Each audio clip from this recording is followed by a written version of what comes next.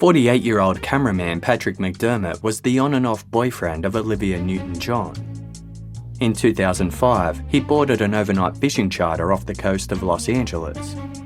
When the boat disembarked the following day, Patrick was nowhere to be seen. In Season 2 of Pseudocide, Poppy Damon and Alice Fiennes dig deeper into Patrick McDermott's case than anyone has before. They explore Patrick's life, his disappearance, and the media storm that followed. With exclusive interviews from Patrick's friends, private investigators, marine safety experts, and a witness from that fateful boat trip, Poppy and Alice strive to answer the question, did Patrick die at sea, or did he disappear deliberately to begin a new life? The disappearance of Patrick McDermott is both a true crime quest for answers and a deep dive into media ethics and journalism in the digital age. Pseudocide Season 2, The Disappearance of Patrick McDermott, is available to listen to now for free, only on Spotify. Stay tuned to the end of today's episode to hear the trailer. New episodes are released every Wednesday, so be sure to hit the follow button on Spotify so you don't miss an episode. There's many reasons you might want to lose weight, and it's not all about the number on the scales. You might want to have more energy, feel healthier, or improve your fitness. Whatever the reason, Noom Weight's psychology-based approach empowers you with the knowledge and support to build lasting results. Ever since Casefile writer Jess started with Noom Weight, her life has changed for the better. Her fitness has improved, and along with dropping kilos, she's also training to run 5 kilometres. She's having fun and feels great. Jess tells me she used to be an all-or-nothing kind of dieter and exerciser. She'd go in with 100% effort, and if she slipped up once or missed a day at the gym, then she would just give up. But Noom Weight is okay with having an off day, and you don't have to eat kale salads every day to get results, unless you want to. We're all only human. Noom Weight built their psychology-based approach with that in mind. Sign up for your trial at noom.com/casefile.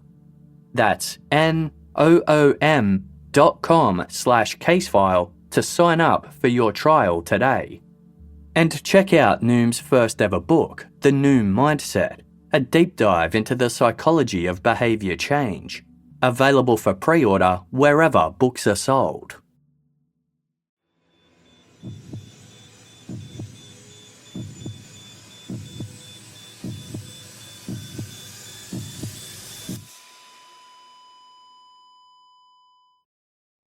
Our episodes deal with serious and often distressing incidents. If you feel at any time you need support, please contact your local crisis centre. For suggested phone numbers for confidential support, please see the show notes for this episode on your app or on our website.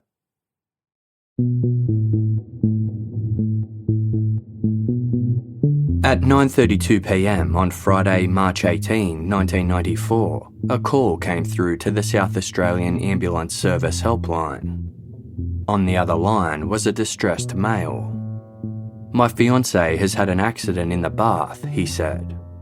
"I think she has drowned."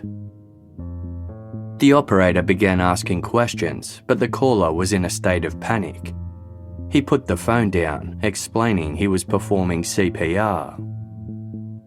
6 minutes later, 2 paramedics arrived at a Federation-style duplex in Magill, a leafy suburb 7 kilometres east of Adelaide's CBD.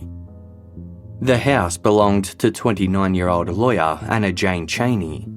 She lived there with her fiancé, 39-year-old financial advisor Henry Keogh, who was the one who placed the call. A distraught Henry hurried the paramedics into the small L-shaped bathroom located at the front of the house. Anna-Jane was lying on the floor naked, her body halfway between the bathroom and the adjoining bedroom. Her skin was visibly pale, and her dark blonde hair was wet against the bedroom carpet. Henry dropped to his knees and hunched over Anna-Jane's body, weeping. The paramedics asked him to move aside as they commenced resuscitation. Straight away, they noticed a significant blockage in her airway. They tried to unblock it, but it was no use. Anna-Jane was already dead. Given it was an unexplained and sudden death, police were summoned to the scene to rule out foul play. When officers arrived, they found Henry crying next to Anna-Jane's lifeless body, his head resting on her chest.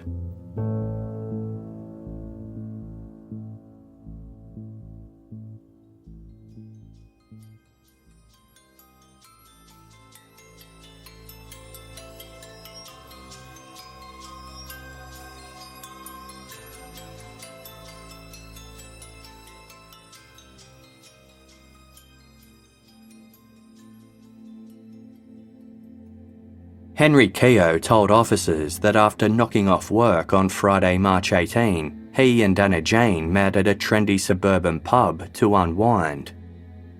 They chatted over several glasses of Chardonnay and a bowl of potato wedges before heading home. They weren't there long before Anna-Jane had to leave to meet her sister-in-law, Sue, who was also her best friend. The two had arranged to walk their dogs in a nearby park while discussing the latest wedding plans. In just 6 weeks' time, Anna-Jane and Henry were due to get married, with Sue serving as bridesmaid. Anna-Jane jumped into her Volvo with her energetic bearded collie, Jordan. Her catch-up with Sue was short, yet enjoyable. At around 8 p.m, the sisters farewelled one another, making plans to see each other again the following weekend. Anna-Jane drove back towards her home, looking forward to a quiet night in. At home, Anna-Jane encouraged Henry to go see his mother. Henry and his mum had a somewhat tumultuous relationship, and it had been about 6 weeks since he had last paid her a visit. Henry agreed that it was a good idea. His mother only lived 5 minutes away, so it wouldn't take long. Meanwhile, Anna-Jane was tired and her back was sore. She told Henry she'd soak in a bath while he was gone. Henry left at around 8:20 p.m, arriving at his mother's house shortly after. He stayed for about 45 minutes before returning home. It was roughly 9:30 p.m. by the time he pulled into the duplex driveway. Anna-Jane's Volvo was right where she'd left it, and her dog Jordan rushed to the front door. But when Henry entered the house, it was oddly silent. He called out, but there was no response. He walked down the hall, only to find the kitchen and lounge room empty. He went back down the hall, then paused. He could tell the light was on in the bathroom, but nothing stirred within. He gave the door a push. Inside, Anna-Jane was slumped over in the tub, lying on her right-hand side, facing north. Her nose and mouth were completely submerged in the water, her skin pale and eyes glassy. Henry tried to lift Anna-Jane out of the bath, but this proved difficult on account of him having an injured back. The water was also making everything slippery. Instead, Henry tried to let the water out of the bath, but Anna-Jane's body was blocking the plug. He managed to maneuver his hands under Anna-Jane's arms. Hugging her tight to his chest, Henry then dragged her wet body out of the tub, where it flopped onto the floor. Henry had volunteered with the ambulance service 15 years prior, and he tried to remember his CPR training. He felt Anna-Jane's throat, but his own heart was racing so fast that he couldn't tell if she still had a pulse. He checked her airway before commencing mouth-to-mouth resuscitation and chest compressions. In his panic, he couldn't remember if the number for emergency services was 000 or 111. Instead, he called the direct ambulance helpline while continuing to administer CPR. At no time did Anna-Jane move or make a sound. The responding police officers examined the scene. The tub that ran along the back wall of the bathroom was 3/4 full of tepid water, and there was no blood or vomit to be seen. It didn't look like Anna-Jane had fallen and hurt herself or suffered a sudden illness.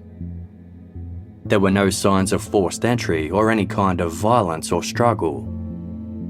Police therefore concluded it was a non-suspicious death. Anna-Jane had likely fallen asleep or passed out in the tub and drowned.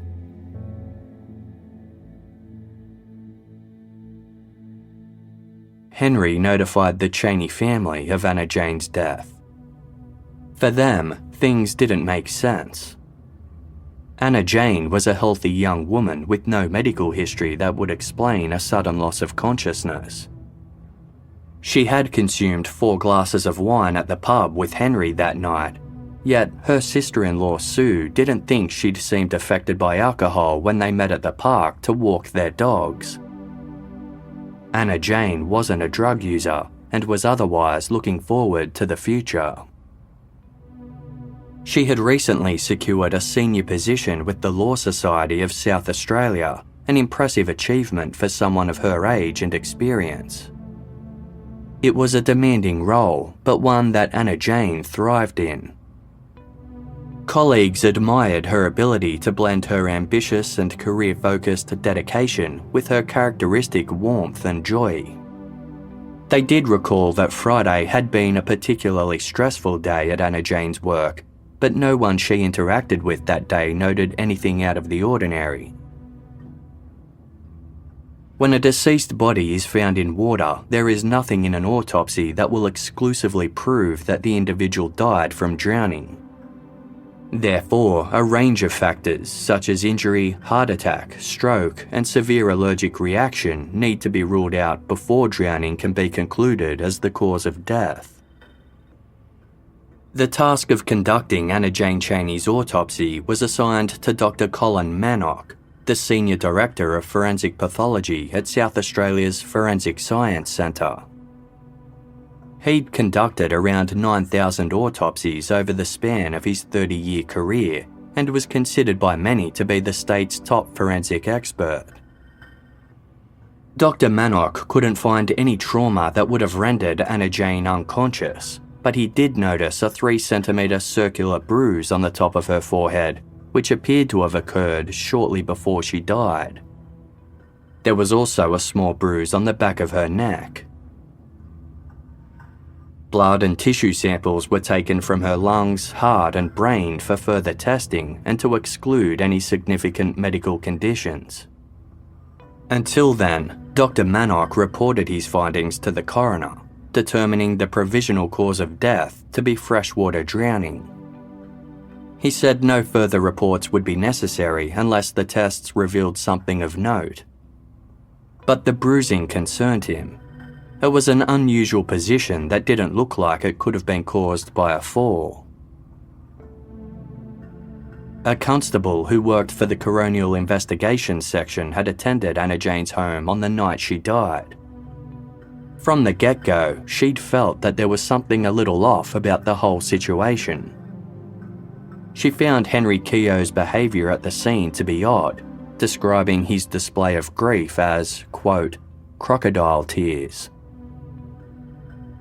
Upon reading the report, she noted that the location of the bruise at the top of Anna-Jane's head didn't fit with her falling face first or with her head back.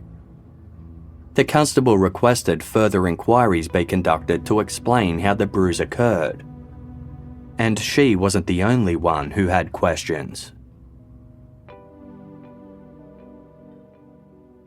There was no doubt in anyone's mind that Anna-Jane was deeply in love with Henry Keogh. The two had met at a popular city pub in 1989. At the time, Henry was working for the now-defunct State Bank. He'd previously pursued careers in dentistry and sales before finding his calling in the financial industry. Although he didn't have the same upper-class background as Anna-Jane and her friends, the two connected on an intellectual level. They began meeting up regularly, and an emotional connection started to grow. Anna-Jane was drawn to Henry's quiet intellect and cheery exterior. He enjoyed Anna-Jane's quick wit, confidence, and her no-nonsense approach to life. Henry also saw Anna-Jane as physically stunning. Within weeks, they'd formed a romantic relationship. To outsiders, Anna-Jane was smitten. But for the rest of the Cheney family, the feeling wasn't mutual. While they tolerated Henry on a social level, they simply didn't feel he was right for Anna-Jane. In addition to the 10-year age gap between them, there was something about Henry they didn't trust. After working in various roles over the years, he'd recently started a new job in a stockbroking firm. Not only did the Cheneys feel Henry was possessive and somewhat cagey about what he did for a living, he had been married with 3 children when he started an affair with Anna-Jane. Although Henry had since divorced his first wife, he was still financially supporting her and their children. Anna-Jane's family wondered about how this might impact their upcoming marriage. Furthermore, since having his 3rd daughter, Henry had had a vasectomy. Although Anna-Jane insisted motherhood wasn't high on her list of priorities, there were concerns she might change her mind in the future. When Anna-Jane borrowed money from her father to purchase her Magill home in May of 1992, it was on the condition that Henry didn't move in. The pair had been running hot and cold, and the Cheneys suspected that Henry might still be romantically involved with his ex-wife. Anna-Jane's mother had once spotted Henry's car in his ex-wife's driveway at a time he told Anna-Jane he was interstate. But after some ups and downs, Anna-Jane assured her parents that her relationship with Henry was solid. 3 months after she purchased her home, Henry was living there full-time. Once the reality of Anna-Jane's death began to sink in, her father was eager to make sure her financial affairs were in order. On Sunday, March 20, he asked Henry whether Anna-Jane had any insurance policies. Henry responded, "No, not that I know of." But as the Cheneys quickly found out, this wasn't the case. The previous July, Henry and Anna-Jane had gone on a holiday to Hong Kong. In preparation, Anna-Jane had taken out a $400,000 life insurance policy. She told her brother and other friends about it before she left, saying that if anything happened to her, the insurance would settle her $30,000 debt to her father and pay off her mortgage. The rest would go to Henry.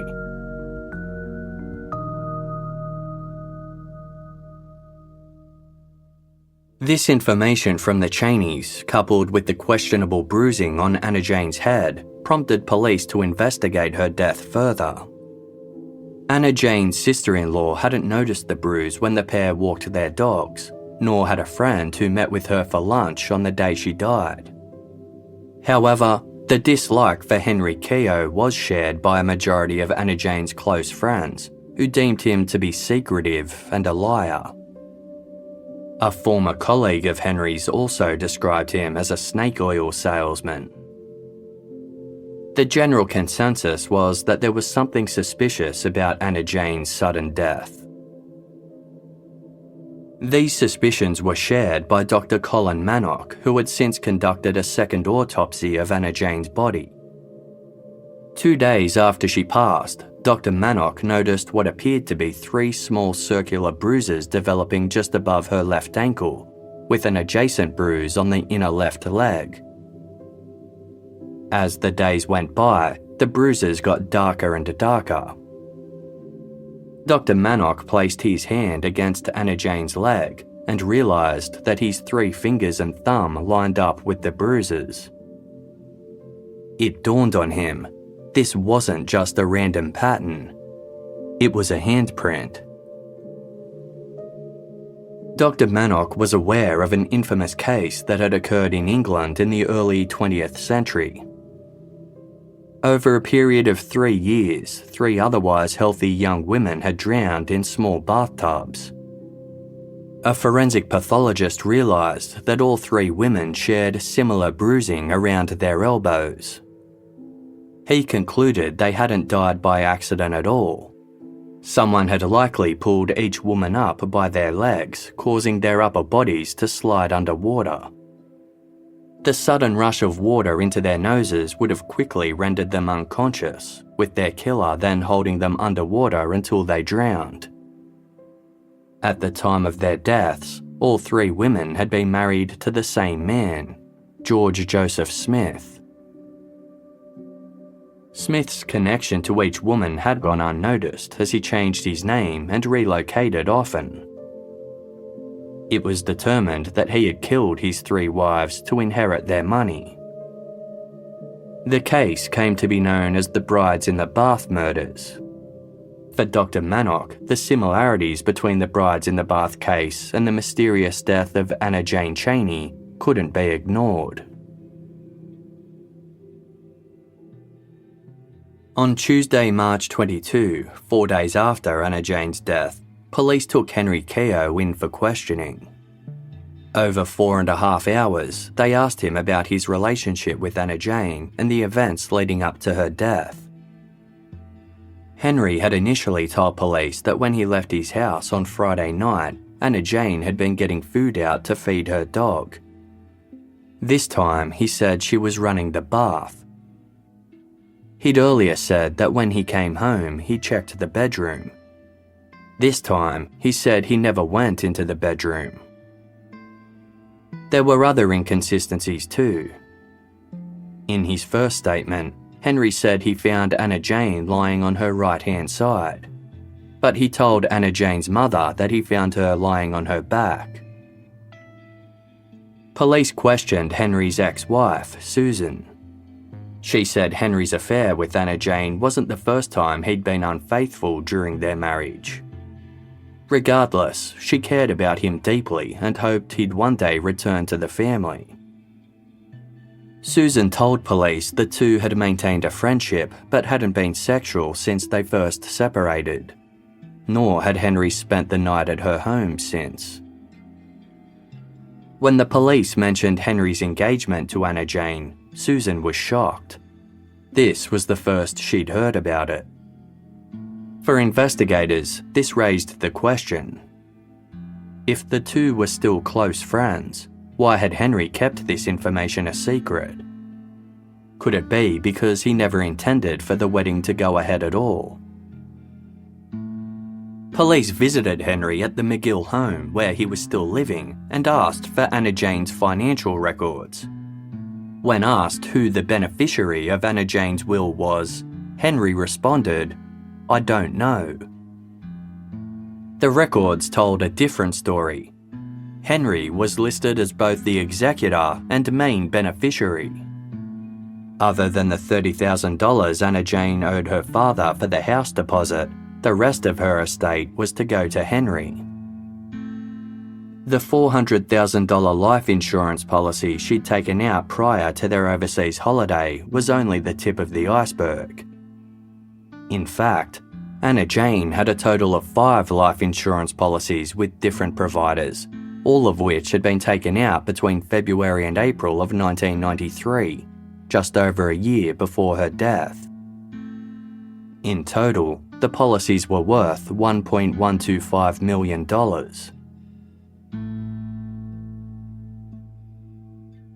On Wednesday, March 23, police returned to the McGill property and advised Henry they'd picked up on some discrepancies in his statements. They knew he lied about Anna-Jane's will and insurance policies and now had reason to believe that her death was suspicious. They put their theory to Henry bluntly. They believed that Henry had invited Anna-Jane out to the pub after finishing work on Friday night with the intention of getting her drunk. Her plans to walk the dogs with her sister-in-law had thrown an unexpected spanner in the works. Instead, he'd waited until he returned from his mother's house. Henry's mother confirmed her son had visited on Friday night leaving around 9:20 p.m. It was a 5-minute drive back to Anna-Jane's house.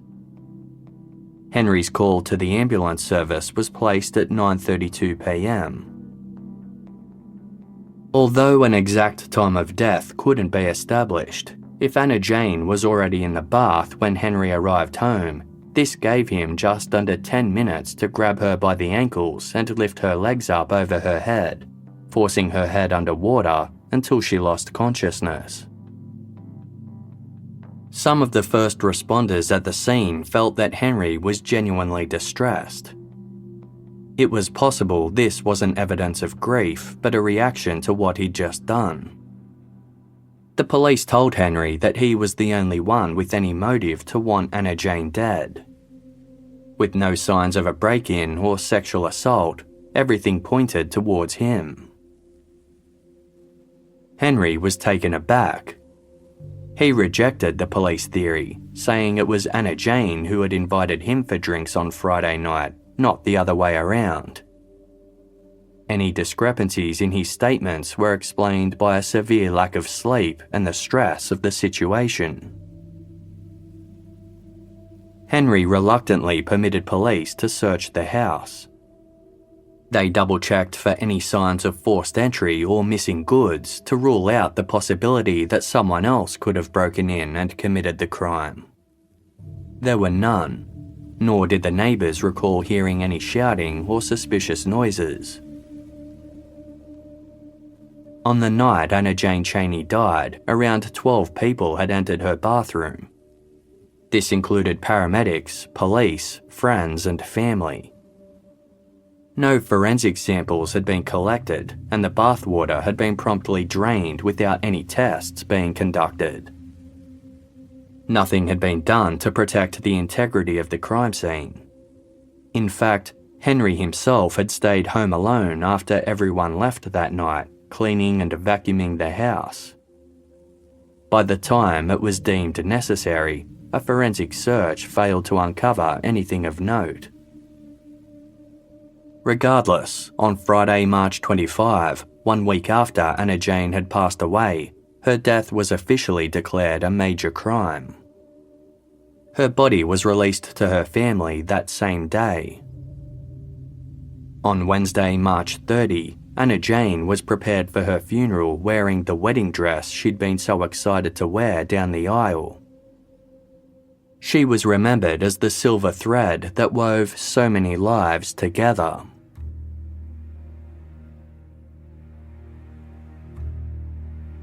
Local newspapers immediately began reporting on the case, making it no secret that police were now treating Anna-Jane's death as a murder. Her mother made a heartfelt plea for anyone with information to come forward, saying she was worried that other young women could also be at risk. When Belinda Morris, not her real name, read the news, she sent a fax through to the Major Crimes Unit saying she had information that might be of interest. Henry had told police he'd been faithful to Anna-Jane, but according to Belinda, this was just another in a long series of lies. Belinda had met Henry Keogh in late 1991 when they were both employed in separate branches of the state bank. Although he was in a relationship with Anna-Jane at the time, at no point did he mention this to Belinda. Instead, he asked her on a date, and the two began seeing each other on and off in both a professional and personal capacity. Henry had even called Belinda while he was holidaying in Hong Kong with Anna-Jane, although he told her he was travelling with a male friend. Things allegedly became physical between the two in mid-1993, but they didn't consummate their relationship until December that year. Belinda took it upon herself to book romantic trips for her and Henry, but each time he bailed at the last minute with a different excuse.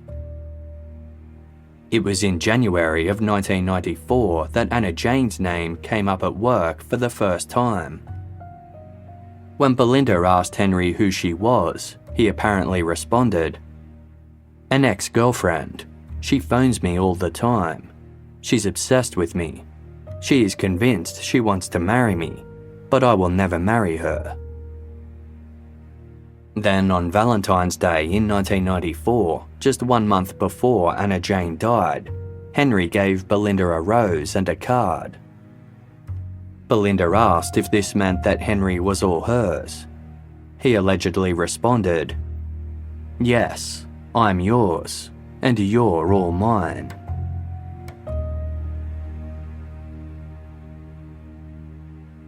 Belinda wasn't the only one who claimed to have been romantically involved with Henry during his relationship with Anna-Jane.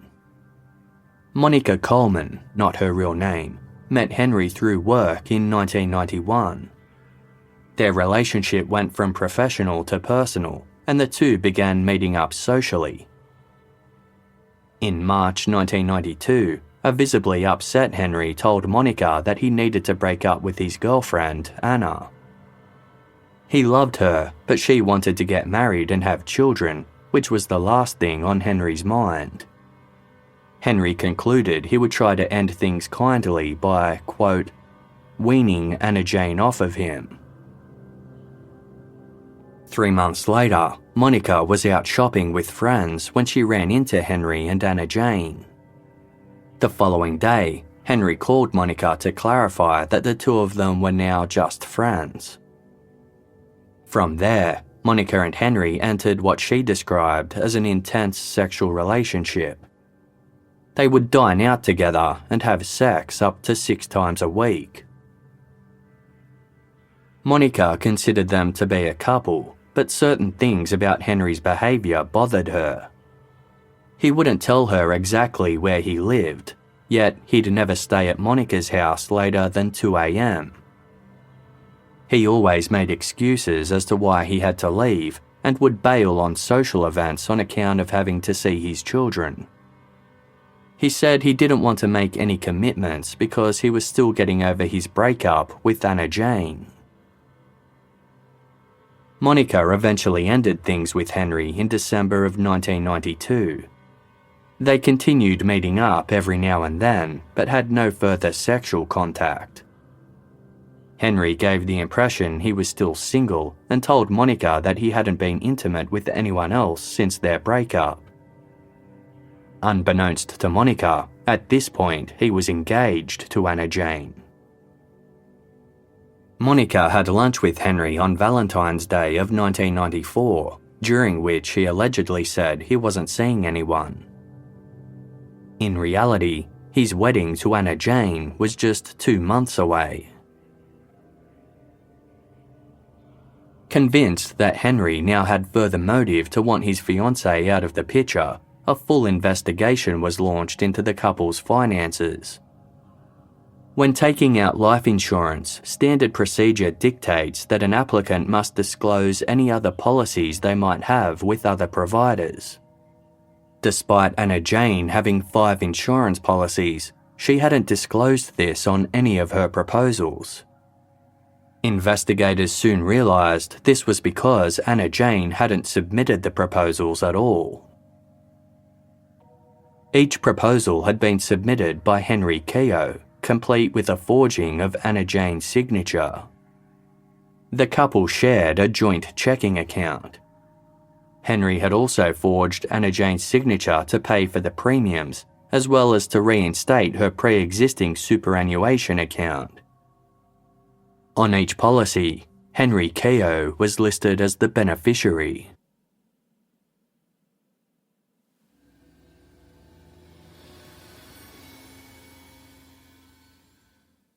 Casefile will be back shortly. Thank you for supporting us by listening to this episode's sponsors. We spend a lot of time in our bedrooms, so it's important that your bedroom is a reflection of who you are and what you love. Article is here to help you turn your bedroom or any room in your home into your dream haven. Article combines the curation of a boutique furniture store with the comfort and simplicity of shopping online.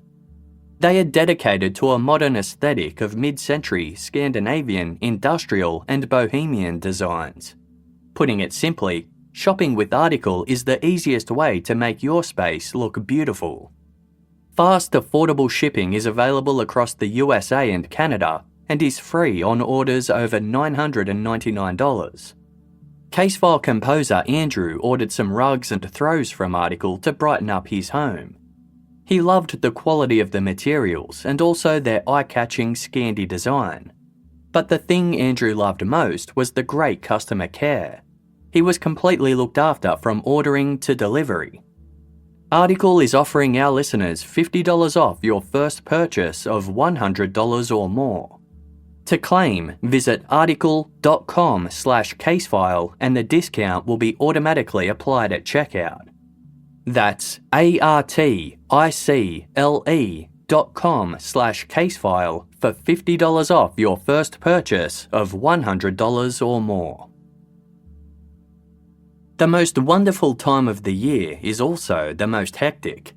Nearly everyone puts off their holiday shopping until the last minute. And if you have an online store, you'll know the feeling of being hit with a ton of orders at once. ShipStation turns holiday ship storms into smooth sailing, and ShipStation is now available in the UK, Australia, and Canada. If you're still using the default shipping option to run your online store, chances are you're putting up with a lot of unnecessary hassle and limiting your potential growth. ShipStation works with all your favourite places to sell online, including Amazon, eBay, Etsy, Shopify, and more. Casefile team member Paulina can't imagine life without ShipStation looking after her small business needs.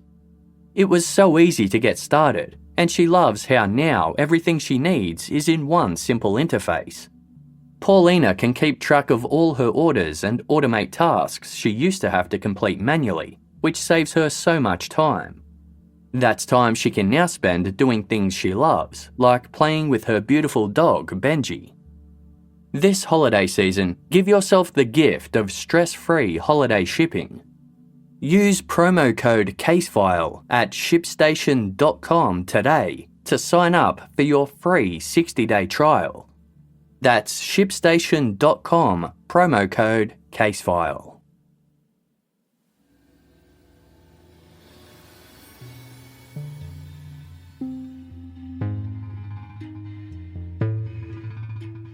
The circumstantial evidence against Henry Keogh was damning, but before placing any charges, investigators needed more physical proof that Anna-Jane hadn't died from natural causes. The toxicology results would still take some time, but if Anna-Jane had slipped and fallen unconscious into the bath, forensic pathologist Dr. Colin Manock believed that her brain would have displayed signs of injury or bruising. No such evidence had been visible. Dr. Manock submitted his final autopsy report, concluding that Anna-Jane Cheney must have been conscious when she drowned. Bruises differ greatly from individual to individual.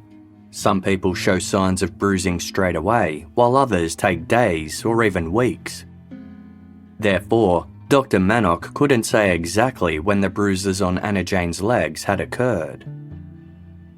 Given they'd become darker over the days she was being autopsied, he was convinced they'd happened within 4 hours of the time that she drowned. By Saturday, May 7, 7 weeks had passed since the young lawyer's death. Henry Keogh was watching one of his daughters play basketball at a suburban stadium. Suddenly, 2 police officers approached and placed him under arrest on suspicion of murdering Anna-Jane Cheney. In custody, Henry was questioned as to whether he was aware of his fiancée's numerous life insurance policies. His answer to that was the same as every other question: no comment. The following day, Henry was charged with murder and refused bail. The toxicology results from Anna-Jane's autopsy were finalised in the following month.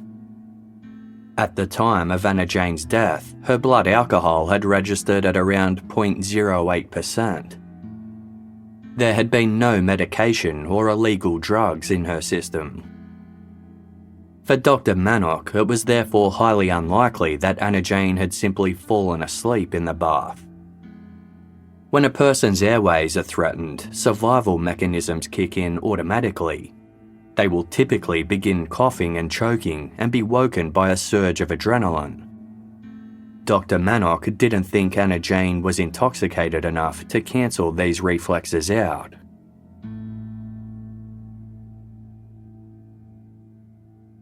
Henry Keogh's trial commenced in February 1995, 11 months after Anna-Jane's death.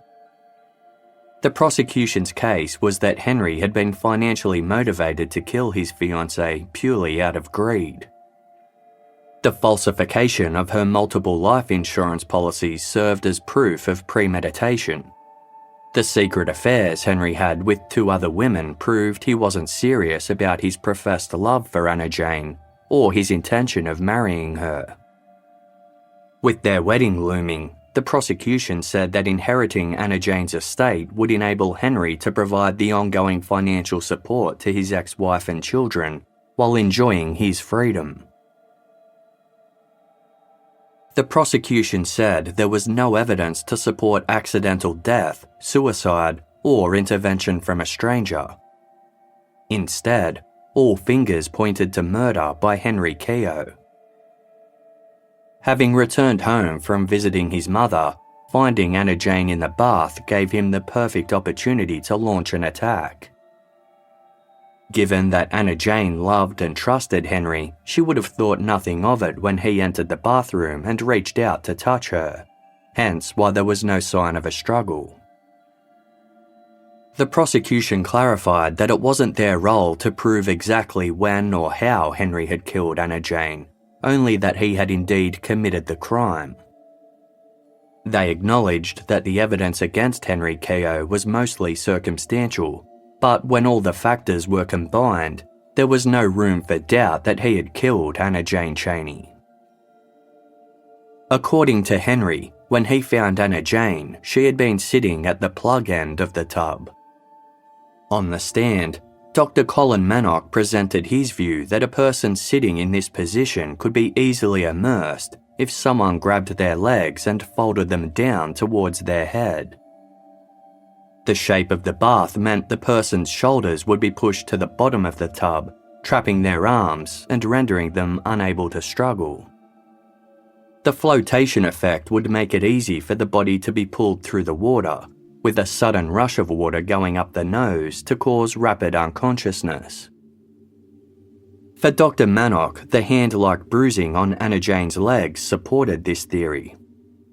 The bruise on her head also indicated it was possible that someone had hurled her down below the water, while the lack of brain injury indicated she must have been conscious when she drowned. Dr. Manock's testimony was supported by his colleague, Dr. Ross James. However, Dr. James disagreed with one thing. He explained that concussions don't show up in an autopsy. Therefore, he couldn't confirm that Anna-Jane had been conscious when she went under the water. Another pathologist testified for the prosecution that the evidence was all so circumstantial that he didn't think the answers lay in the forensics. Given Anna-Jane's blood alcohol level, he believed it was possible she could have slipped and cracked her head on any number of the hard surfaces surrounding the tub. As for the theory that Anna-Jane had been pulled underwater by her ankles, he said, "I think really one is limited only by one's imagination in thinking of what sort of thing might have created those sorts of bruises."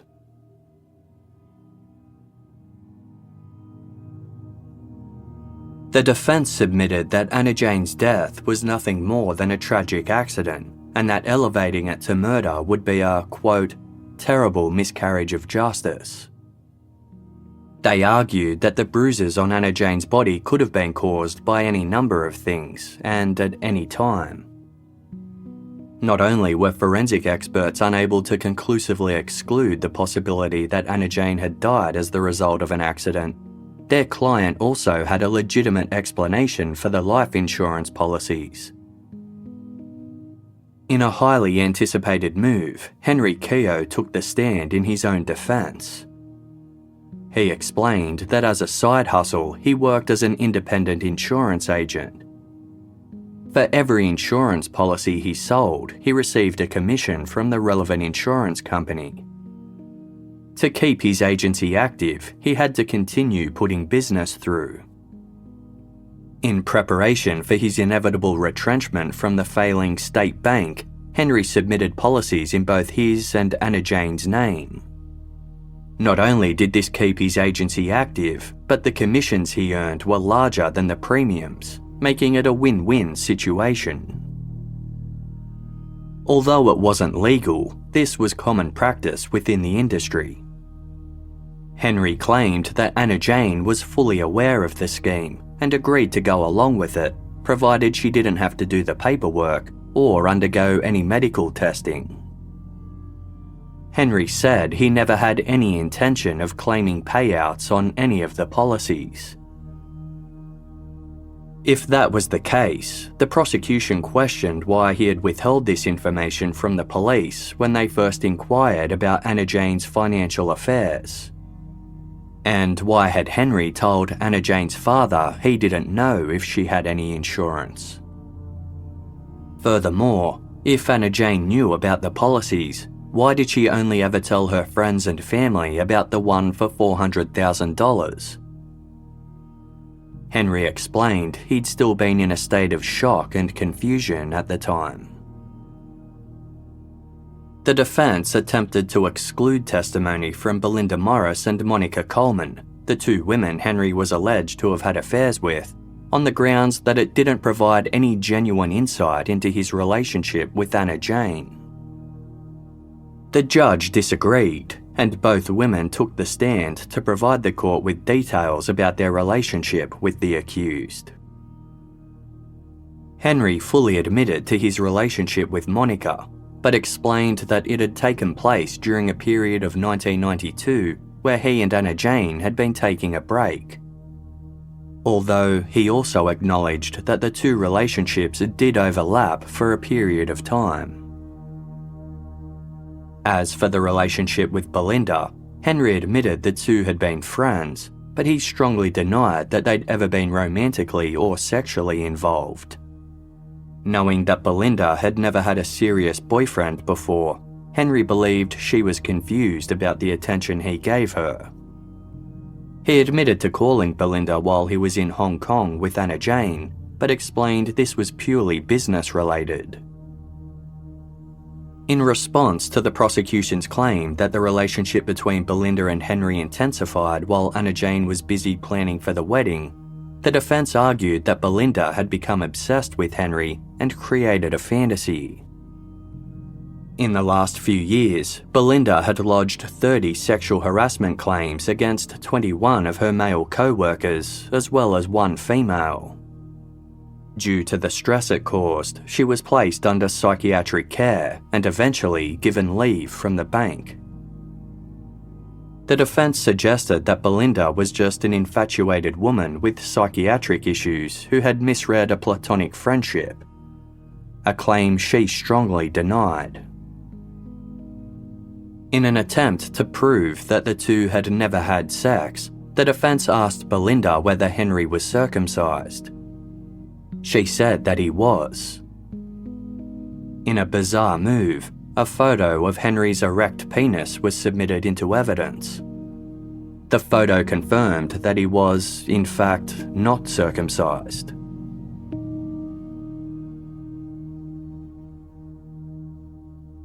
After all the evidence was presented, the judge reiterated to the jury that the highly circumstantial nature of this case meant they had to take extra care when reaching their verdict. It all came down to reasonable doubt. It wasn't enough for the jury to think that murder might have taken place or had probably taken place. They could only find Henry Keogh guilty of murdering Anna-Jane if they couldn't find any other reasonable hypothesis as to how she died. Regarding the insurance policies, the judge told the jury, "It is a matter for you to decide as to how much Anna knew about these policies and when. If you are satisfied beyond reasonable doubt that she did not appreciate the complete picture, you are entitled to ask why. If there is a reasonable possibility that she knew details such as how much her life was insured for, then the Crown case on motive is significantly reduced. As for the testimonies from Belinda and Monica, the judge urged that this evidence must only be considered in connection to Henry's relationship with Anna-Jane, rather than as a smear on his character. The jury retired to consider its verdict. Unable to reach a unanimous decision, they were sequestered overnight to reconvene the next morning.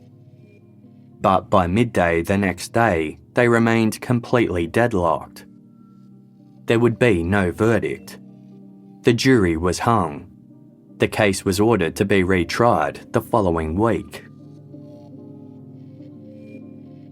By this point, the story had been so widely reported on in the presumption of Henry Keogh being found guilty that his lawyer argued the case should be thrown out entirely. In his view, there was very little chance of finding an unbiased jury. The judge rejected this, but attempted to rectify the issue by postponing the retrial. The second trial went ahead 4 months later, in August 1995. The evidence and witnesses were mostly the same, but the presentation was streamlined thanks to a joint agreement by both parties. Dr. Colin Manock had retired just days before the proceedings, but he returned to give evidence. This time, a bathtub similar to the one in Anna-Jane's home was brought into the court. Dr. Manock knelt beside it and gave a physical demonstration of his theory as to how Anna-Jane could have been gripped by the leg and held underwater. He said that all bruises on her body had been caused close to the time of death. Once again, Dr. Ross James supported his colleague's theory. A new professor of forensic pathology was called as an expert witness for the defence. Given that the age of the bruises on Anna-Jane's legs couldn't be conclusively ascertained, he had trouble accepting they were caused by a hand grip. The professor said he couldn't exclude the possibility that Anna-Jane had died as the result of an accident, including a slip and fall that rendered her unconscious. In summing up the evidence, the judge reminded the jury, "You cannot return a verdict of guilty unless the circumstances are such as to be inconsistent with any reasonable hypothesis other than that the accused is guilty." This time, it took the jury just 5.5 hours to reach a unanimous verdict. Guilty. Sentencing took place the following year in February. Anna-Jane's parents were fiercely private during both trials and had not attended at any point except to give evidence. They provided a confidential victim impact statement to the judge, who said it was impossible to describe the suffering that the Cheney family had experienced. The judge said that while Anna-Jane might have had some knowledge of the insurance policies, she had no idea of their extent. Henry's failure to disclose these policies at the start of the investigation was proof of this. The judge concluded, "When the facts are considered in this light, they reveal an elaborate and coldly planned scheme to kill Miss Cheney and profit from her death at a time when she was deeply in love with you and excitedly preparing to marry you." He sentenced Henry Keogh to 25 years in prison, one of the highest sentences handed down in South Australia.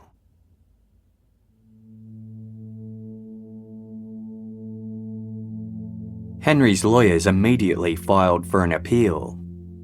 Since the early stages of the investigation, the case had been reported on extensively, with the media calling Anna-Jane's death a murder and referring to her as a victim, without using cautionary words like alleged. Articles had also gone to print in anticipation of a guilty verdict being handed down, and therefore contained considerable comment about Henry in that vein. Given that this broke the journalistic rules about reporting fairly and accurately without comment, Henry's lawyers argued there had been unfair, prejudicial coverage of the trial. They also stated that the evidence provided by Belinda Morris and Monica Coleman should have been inadmissible. The appeal was swiftly rejected. From prison, Henry Keogh maintained his innocence. He focused on fitness and read books to keep his mind busy. Recognising the challenges faced by his fellow inmates helped prevent him from falling into a trap of self-pity.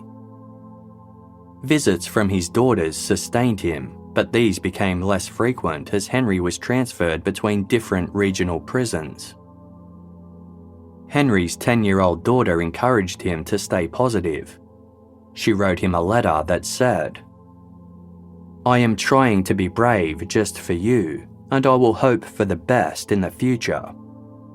If you ever don't feel happy, do what I do. I think of you, so you think of me, and we will both be happy all of the time."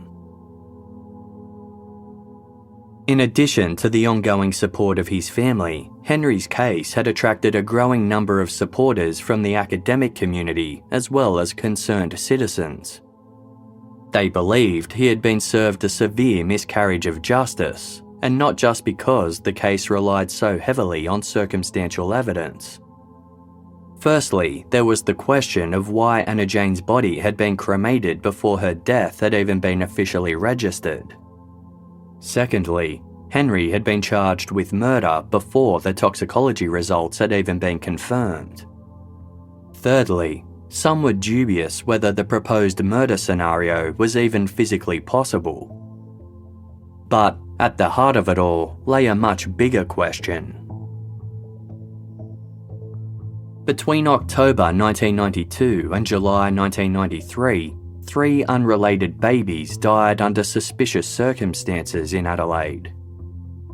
They were presented to medics with various injuries, including skull fractures, bruises, wounds, and multiple broken bones. Police officers, paramedics, and paediatricians attached to each case believed the infants showed glaring signs of severe abuse. They anticipated laying homicide charges against some of the parents. Autopsies were ordered, yet a pathologist determined that all 3 babies had died of an inflammation of the lungs called bronchopneumonia. They were each recorded to have died by natural causes. Authorities were incredulous. The post-mortems were supposed to open lines of investigation, but had instead closed them. They requested that a coronial inquest be held to determine the true causes of death. Bolstering their belief that the diagnoses were grossly inadequate was the fact that the same pathologist had conducted each post-mortem, Dr. Colin Manock. The inquest revealed that Dr. Manock had taken minimal tissue and organ samples to arrive at an accurate cause of death. His reports were noted as lacking detail. The coroner concluded that there was no evidence of bronchopneumonia in 2 of the infants and only minor traces in 1. Even if signs had been present, there was no forensic evidence to indicate such a condition would have caused death.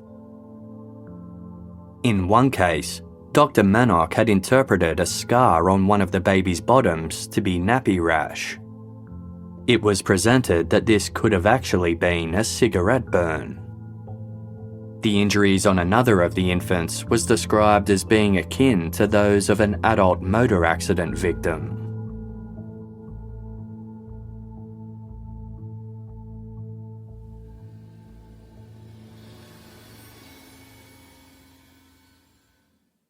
Casefile will be back shortly. Thank you for supporting us by listening to this episode's sponsors. This show is sponsored by BetterHelp. Life would be so much easier if it came with a user manual to help us with tough decisions or troubling problems. Sometimes we can feel stuck and overwhelmed with the demands of life, and that's okay, just like it's okay to reach out if you need help. Reaching out to a professional is easy with BetterHelp. The Casefile team are big supporters of therapy as we understand how important it is to take care of our mental health. That's why we love BetterHelp. It's convenient, accessible, and affordable. Casefile's therapist has been so helpful, friendly, and easy to talk to about anything. As the world's largest therapy service, BetterHelp has matched 3 million people with professionally licensed and vetted therapists available 100% online. Plus, it's affordable. Just fill out a brief questionnaire to match with a therapist. If things aren't clicking, you can easily switch to a new therapist anytime. It couldn't be simpler. No waiting rooms, no traffic, no endless searching for the right therapist. Learn more and save 10% off your first month at betterhelp.com/casefile. That's betterhelp.com/casefile. You've got back-to-back meetings, errands to run, and chores to take care of. What's the secret to clearing your to-do list? A little help from DoorDash. You can get dinner, household essentials, and everything else on your grocery list delivered straight to your door in under an hour. With over 300,000 partners, you're sure to find what you need when you need it. Every time you place an order for pickup or delivery, you're setting off a chain reaction that helps give back to the people who make your neighbourhood unique. From the stores and restaurants to the dashers driving around, each purchase provides a new opportunity for everyone involved, because with DoorDash, there is a neighbourhood of good in every order. For a limited time, our listeners can get 25% off on their first order of $15 or more when you download the DoorDash app and enter code CASEFILE. That's 25% off up to $10 value on your first order when you download the DoorDash app in the App Store and enter code CASEFILE. Don't forget, that's code CASEFILE for 25% off your first order with DoorDash. Subject to change, terms apply. Thank you for listening to this episode's ads. By supporting our sponsors, you support Casefile to continue to deliver quality content.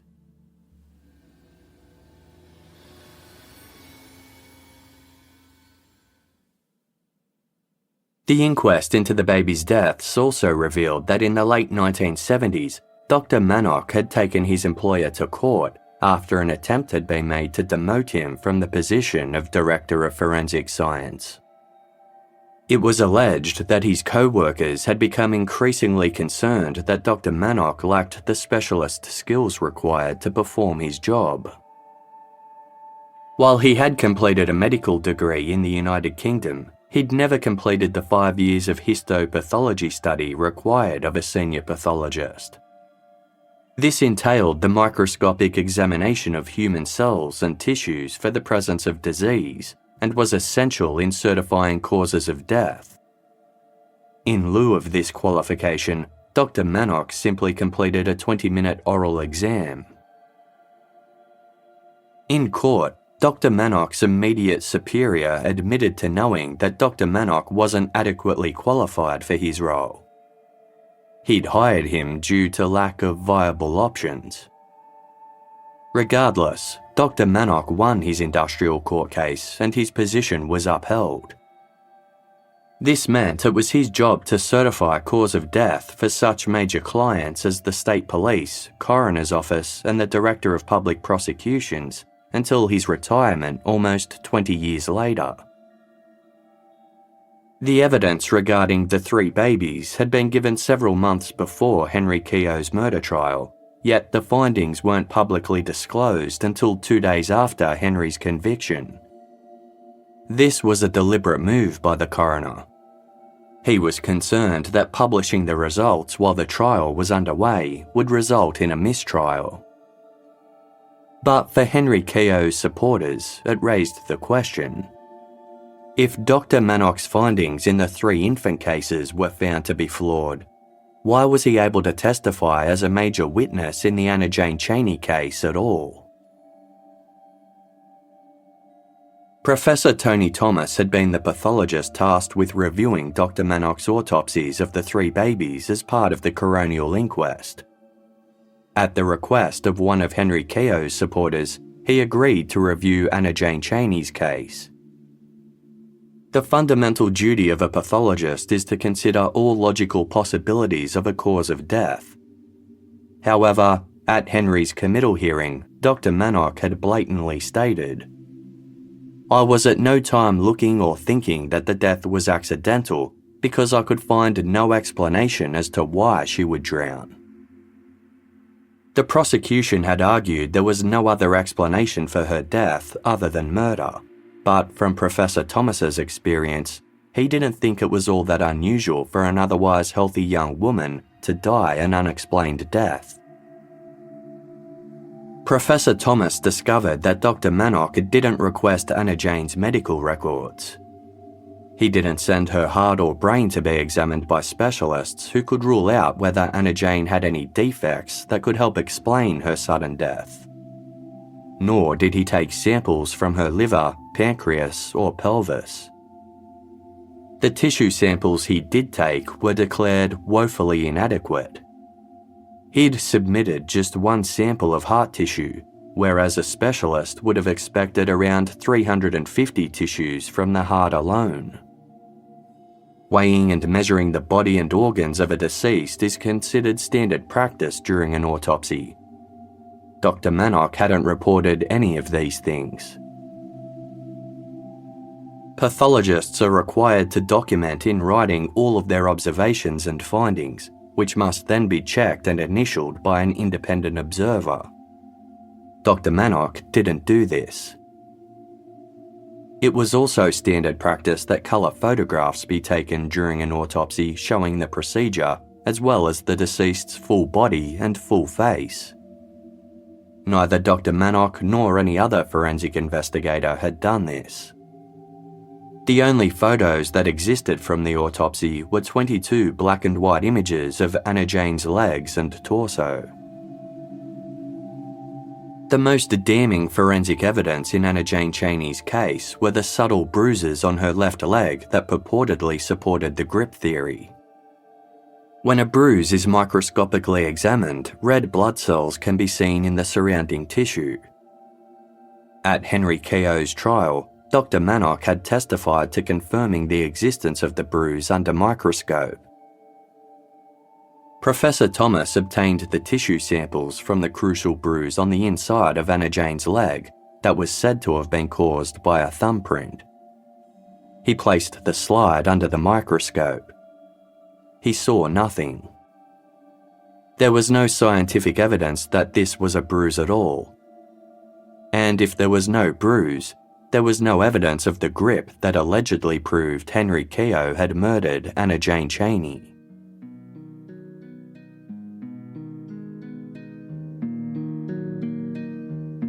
Dr. Robert Moles is a legal academic and researcher who in the 1990s worked for the Flinders University Miscarriages of Justice project.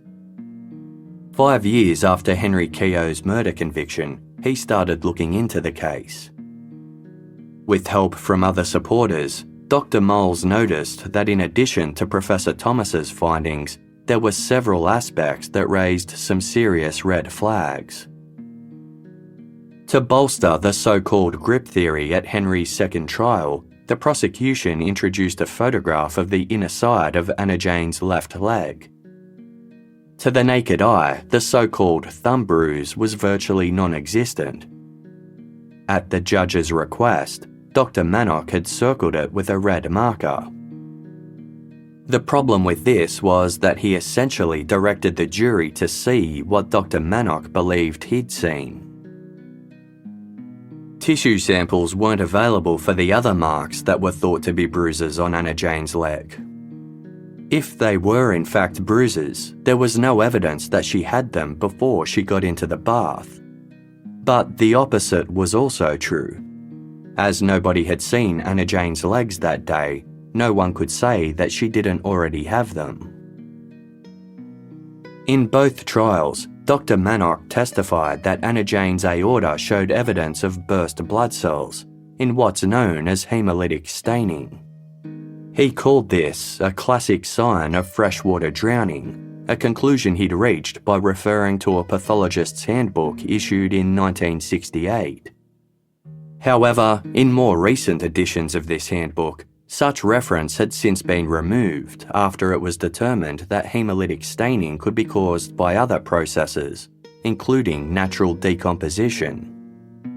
Therefore, it couldn't necessarily be attributed to what Dr. Manock had testified was a classic sign of freshwater drowning. Henry's supporters looked into some other murder cases where Dr. Manock provided evidence and noted several other instances of flawed or questionable practices. In one case, he'd performed an autopsy on an Indigenous male outdoors on the street in full view of the public, much to the horror of onlookers. A professor of anatomy at the University of Adelaide dispelled Dr. Manock's drowning theory entirely, saying his views were inconsistent with the disciplines of anatomy and biomechanics. Dr. Manock had described the proposed drowning scenario as relatively easy.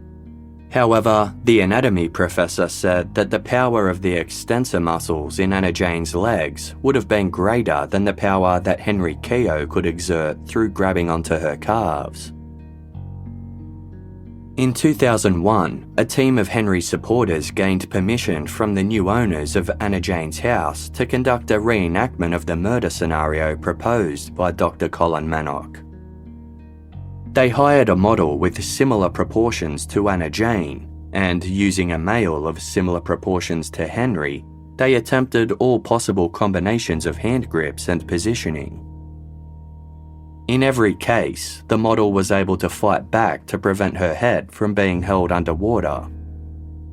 Sitting at the plug end, it wasn't even possible to pull her legs up fully overhead. A wall at the end of the bath prevented the acting perpetrator from gripping the model's legs in the manner Dr. Manock had described. Even if her head had gone underwater, her arms would have been free to grab the taps or edges of the tub or fight against her attacker, leaving visible injuries on both of them. Photographs of the reenactment and statements discrediting Dr. Manock's theories were published in the Sunday Mail newspaper, leading to public outrage. The Cheney family complained to the Press Council, and Dr. Manock sued the paper for defamation. By this point, Henry Keogh's supporters were stalwart. Their mission wasn't to prove that Henry was innocent, but that he'd received an unfair trial that had resulted in a miscarriage of justice. Undeterred by any criticism, investigative journalist Graham Archer joined the crusade and started covering the story extensively for Channel 7's current affairs show Today Tonight. He would later report his detailed findings in a comprehensive award-winning book titled Unmaking a Murder. Other major publications and TV shows started exposing the allegations against Dr. Manock, putting ongoing pressure on South Australian politicians to act. A specially established medical board agreed to review Dr. Manock's autopsy findings of the Anna-Jane Cheney case, independent of any other complaints against the pathologist. Appearing before the board, Dr. Manock conceded that the tissue samples of the so-called bruise on Anna-Jane's leg hadn't proved it was in fact a bruise. He admitted to being aware that hemolytic staining was no longer a medically recognised sign of freshwater drowning, but stood by his diagnosis regardless. All four panellists unanimously found that Dr. Manock's autopsy had been incompetent, yet they concluded there was no unprofessional conduct on Dr. Manock's behalf. At Henry Keogh's trial, Dr. Manock's colleague Dr. Ross James had also given testimony in support of Manock's findings. His evidence had been completely reliant on Manock's post-mortem report.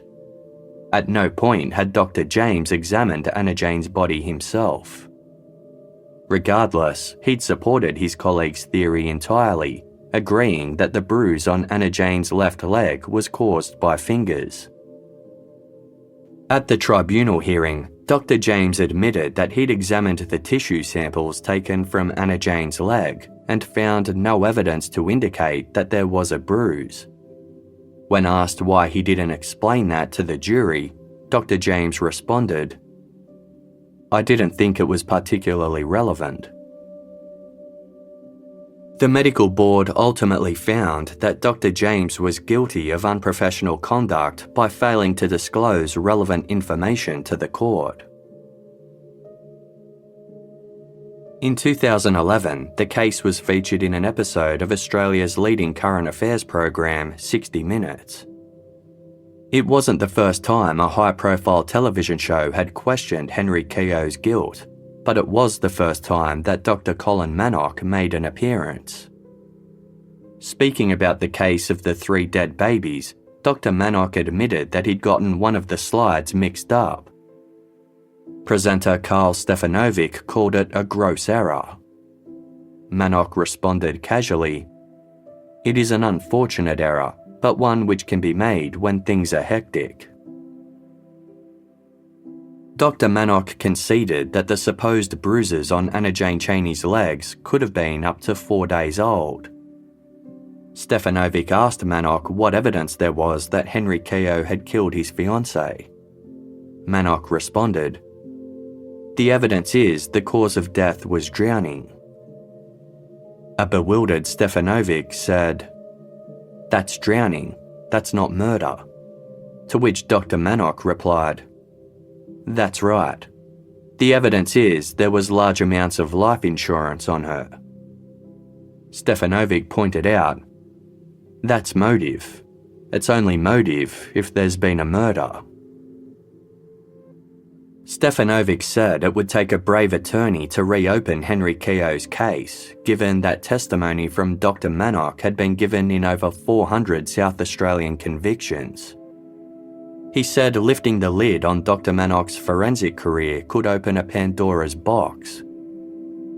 Stefanovic asked Dr. Manock if he was worried that a review of Henry Keogh's case would lead to all of his cases being reviewed. Laughing, Dr. Manock answered, "I really don't know. I'm too old to worry like that." In South Australia, a convicted criminal can only lodge one application to the Court of Appeal. Once Henry's appeal was rejected, his best bet was to file a petition for mercy to the Governor of South Australia. If successful, his case could then be referred back to the appeal court. Over the years, Henry's legal team lodged 3 petitions outlining the flawed evidence in Dr. Manock's autopsy and subsequent testimony.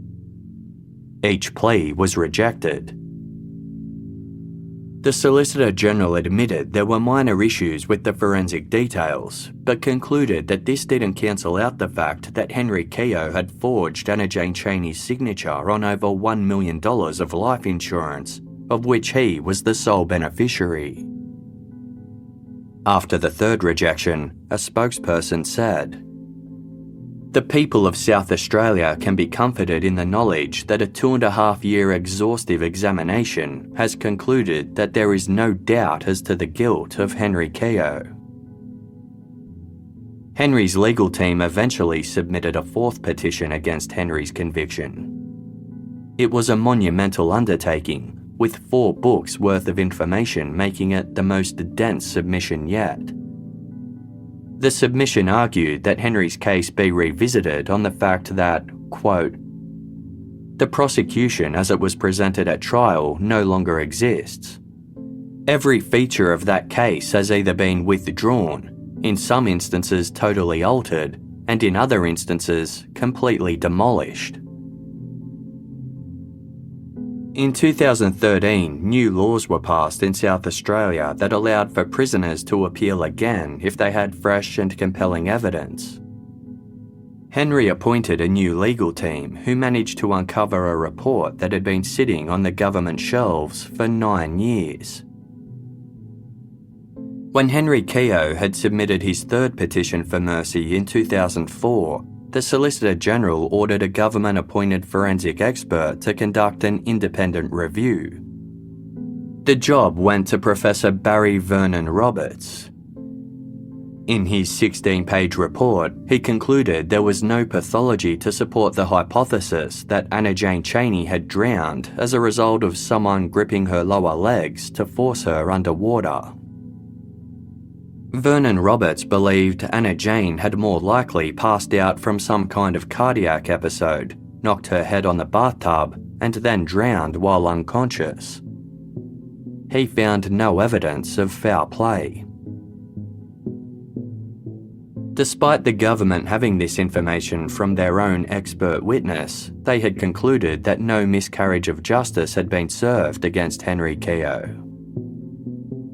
With this report and all the other information that had come to light since his conviction, Henry Keogh lodged an application to appeal.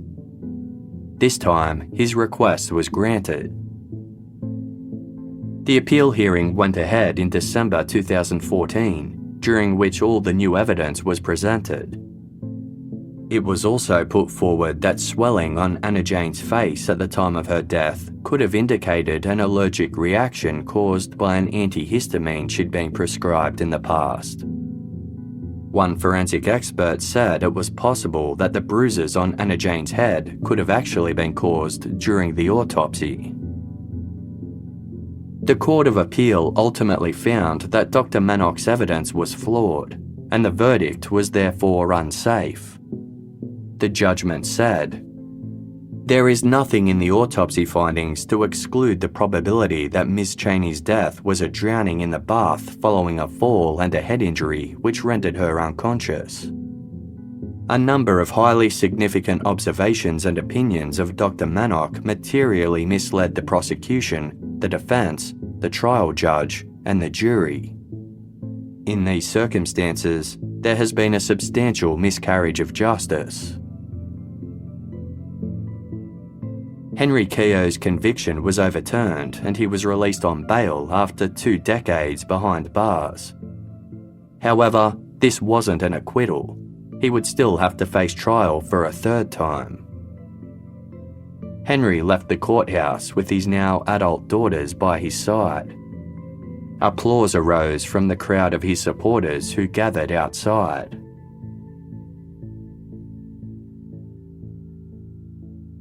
Henry Keogh's 3rd trial was scheduled for March 2016, this time before a judge alone. As the Director of Public Prosecutions began preparing for the retrial, it emerged that a key witness had become ill and wouldn't be available to give evidence. Without their testimony and cross-examination, the DPP concluded that it wasn't appropriate to proceed. The witness was none other than Dr. Colin Manock. On November 13, 2015, the DPP held a hearing to formally declare a nolle prosequi, meaning the murder charge against Henry Keogh was being dropped. Henry wasn't present for the hearing, but outside court his brother told reporters, "Today my brother walks effectively free after 21 years in prison. 21 years an innocent man for a crime he didn't do. For a crime that sadly never occurred. Henry will be taking some time to restructure his life and try to recapture those 21 years that he's lost." A lawyer read a statement on Henry's behalf that said, "I now look forward to trying to make up for all those lost years with my family and friends. I want to state very clearly that I loved my fiancée Anna-Jane and absolutely deny having anything to do with her death. This was, and still is, a terrible tragedy for Anna-Jane, her family, and me." The Cheney family weren't present for the hearing, and they requested the media respect their privacy. Later speaking to Channel 7, Henry Keogh said he was making no immediate plans for the future given that he'd been disappointed by the legal system too many times already. He remained a person of interest in Anna-Jane Cheney's death and could still be charged at any time.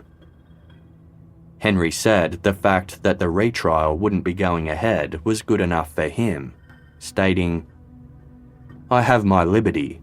I know the truth. Those that love me and support me know the truth. And that's enough." To avoid having to face any civil action, the state government awarded Henry Keogh an ex gratia payment of $2.5 million. While being significantly less than the $6 million Henry sought, he ultimately accepted the offer.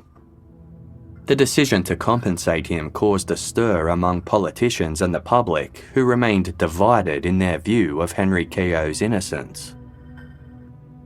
The payout was disputed in a parliamentary inquiry, during which lawyers for the Cheney family said, "The family was shocked and appalled that this government saw fit to pay any money, let alone what they regard as an obscene sum, to a man who they regard as the person that murdered their daughter and their sibling."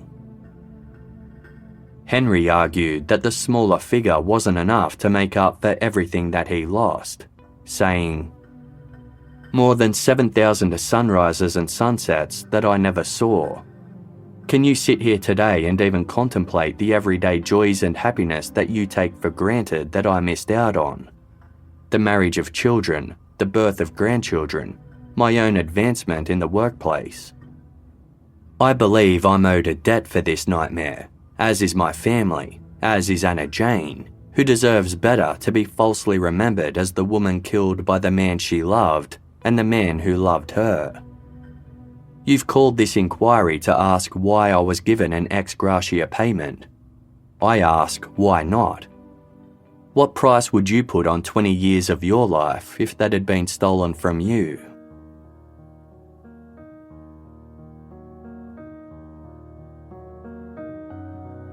In a Channel 7 interview in 2018, Henry said one of the true tragedies of the whole ordeal was that the autopsy was so flawed that the truth about how Anna-Jane died will never be known. Speaking about his experience, he said, "I've never considered myself a victim, and I didn't want to bang on about poor me. That just gets totally boring and doesn't serve anybody." Henry said he no longer placed importance on being acquitted. As long as he had his freedom and liberties, he didn't want to waste more of his time in court. One of his daughters said, "It doesn't really matter to me if people think he's guilty or not. This isn't even about clearing his name. It's about the bigger story, about the system that needs to change." Henry Keogh now spends his days making up for lost time with his daughters and grandchildren. He refuses to hold on to any bitterness or resentment. Alongside other ex-inmates, Henry works for an organisation that provides support for individuals once they're released from prison. Their aim is to break the cycle that sees so many inmates going in and out of jail. In 2020, Henry told The Advertiser, "I don't judge people. I didn't want to be judged, and I certainly wasn't going to start pointing the finger at anybody. I firmly believe all of us are more than whatever has happened to us, or the sum of the worst things we have done." Over the years, numerous requests have been made for an inquiry into the cases where Dr. Colin Manock's evidence helped secure a conviction. The likeliness of this going ahead seems minimal. Not only would this be a mammoth undertaking in terms of resources and costs, some believe that Henry Keogh's large compensation payout is another deterrent. If an inquiry led to other convictions being quashed, the government could be liable for millions of dollars in payouts. Dr. Robert Moles was one of Henry Keogh's constant supporters. He runs a website dedicated to the case and other potential miscarriages of justice called Networked Knowledge. Speaking of Anna-Jane Cheney's death, Dr. Moles said, "Maybe no one knows what really happened on that dreadful night. We can make an educated guess, just as the jury was invited to do.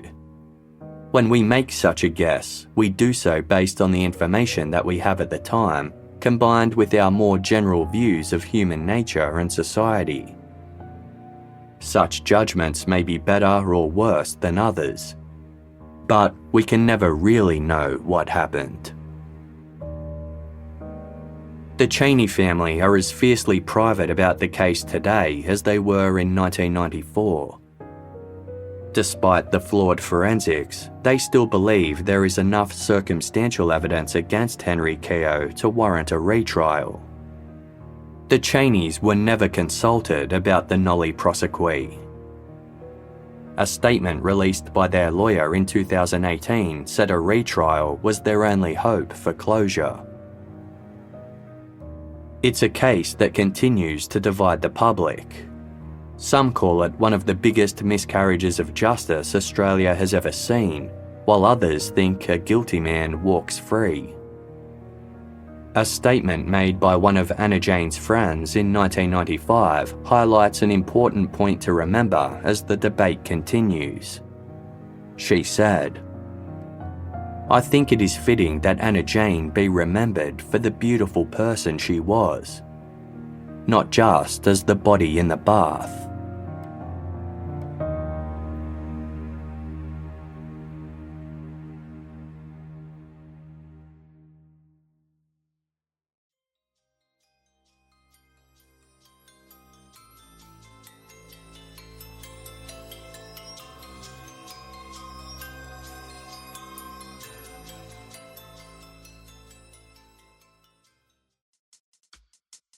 In 2004, Olivia Newton-John and her handsome cameraman boyfriend seemed to be madly in love with each other.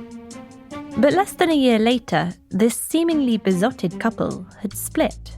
And then, quite suddenly, Patrick McDermott vanished. His disappearance was so sudden, so total, and so mysterious that some people think he faked his own death. So here's a guy that's poor, okay, that's hurting, owes back child support.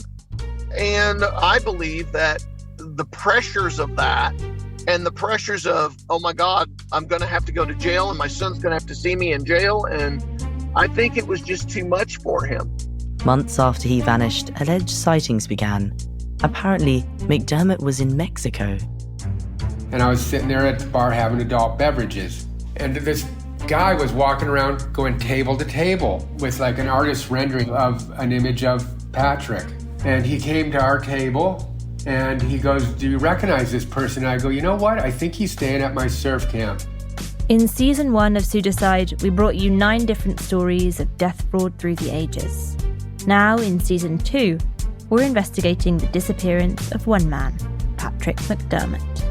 So I'm interested to give you a question too, because you said that you were doing an article there or a journalism piece on people who had faked their death.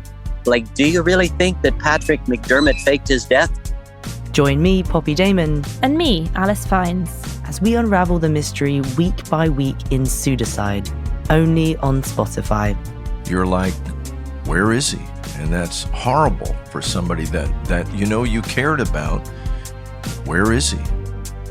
That's Pseudocide beginning with a P, only on Spotify.